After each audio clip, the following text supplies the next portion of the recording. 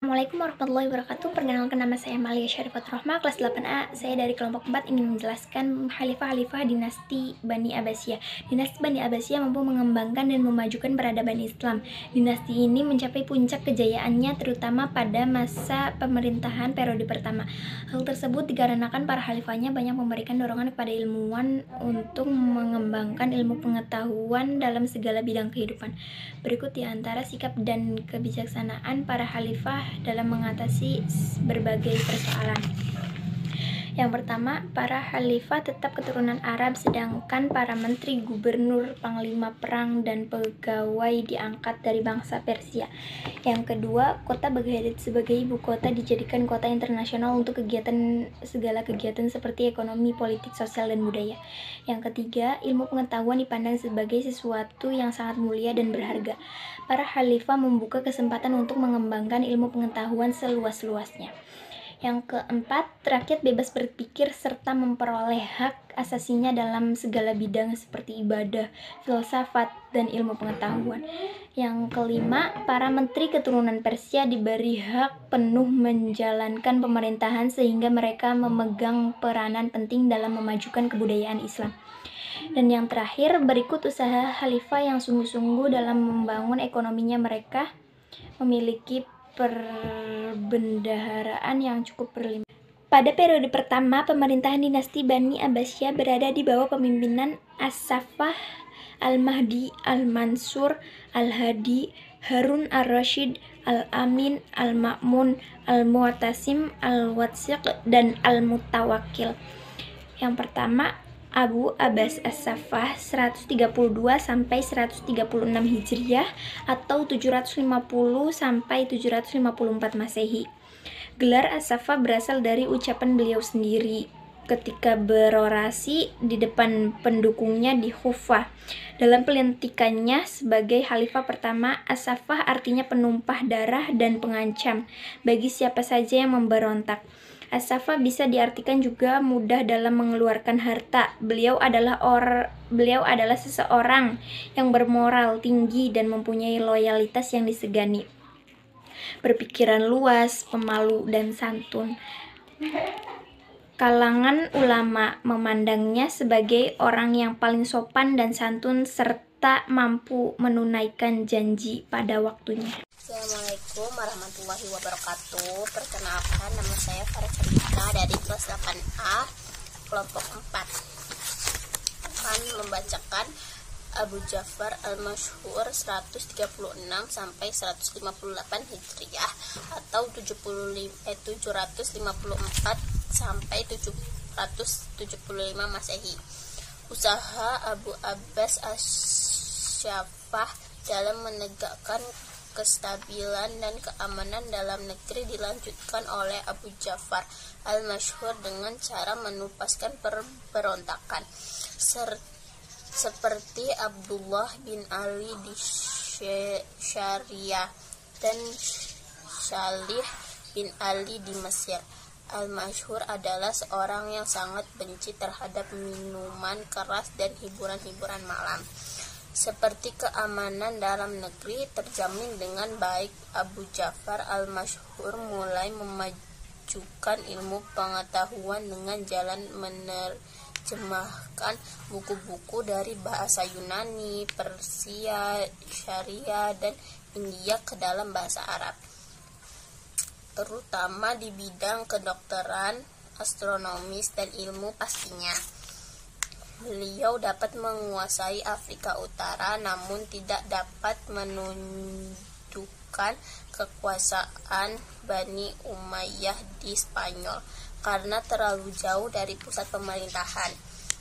Al-Mansur meninggal dalam perjalanannya menuju Mekah untuk beribadah haji akibat serangan penyakit. 3. Al-Mahdi 158 sampai 169 Hijriah atau 775 Masehi. 775 sampai 785 Masehi.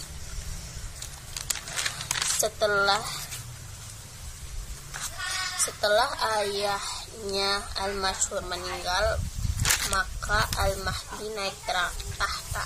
Al-Mahdi seorang yang dermawan, siapa saja yang menghadap kepadanya selalu menerima pemberian. Ketika Al-Mahdi menjadi khalifah, pemerintahan dalam keadaan stabil dan mantap, dapat mengalihkan musuh-musuh serta keuangannya pun terjamin.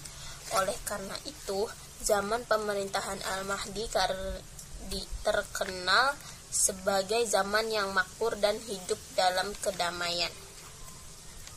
4. Musa Al-Mahdi 169 sampai 170 Hijriah atau 785 sampai 786 Masehi. Khalifah Al-Hadi ialah khalifah yang tegas, walaupun beliau gemar menghibur dan bersanda gurau, tetapi semua itu tidak melalaikannya dari memikul tanggung jawab. Al-Hadi adalah seorang yang berhati lembut, berjiwa bersih, dan berakhlak baik.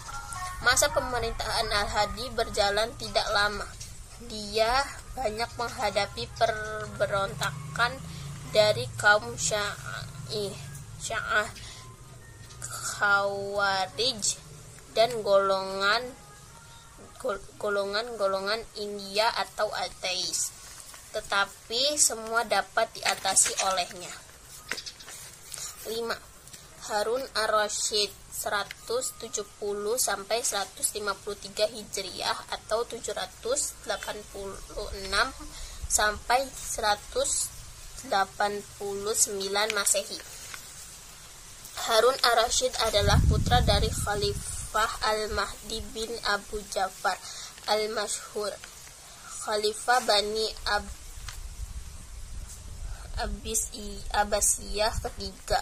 Ibunya bernama Khair Zuran, seorang wanita Sahara dari Yaman yang dimerdekakan dan dinikahi Al-Mahdi.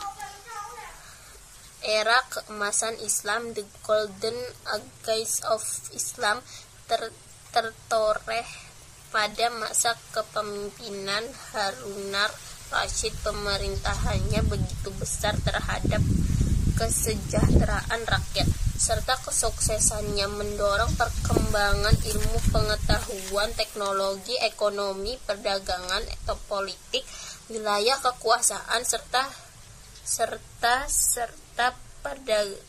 peradaban Islam telah membuat dinasti Bani Abbasiyah menjadi salah satu negara adikuasa dunia. Di abad ke-8 Masehi, Harun ar-Rasyid berkuasa selama 23 tahun atau 786 Masehi sampai 809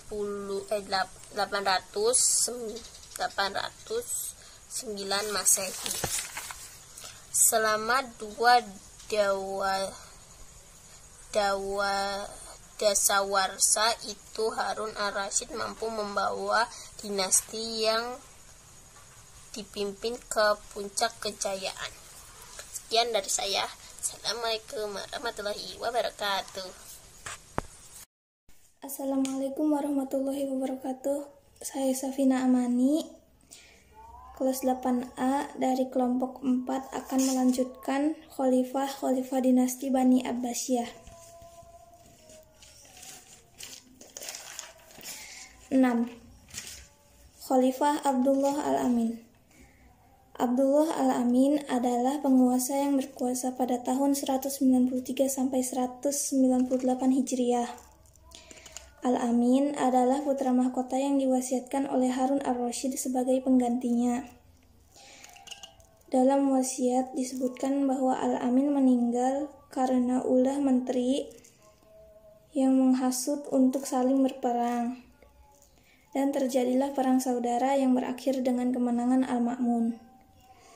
Al-Amin adalah orang yang suka bersenda gurau dan bermain, tetapi kurang memperhatikan pemerintahannya. Walaupun begitu, Al-Amin adalah orang yang kuat dan gagah. Beliau juga termasuk orang yang menyukai sastra sehingga tutur katanya pun indah.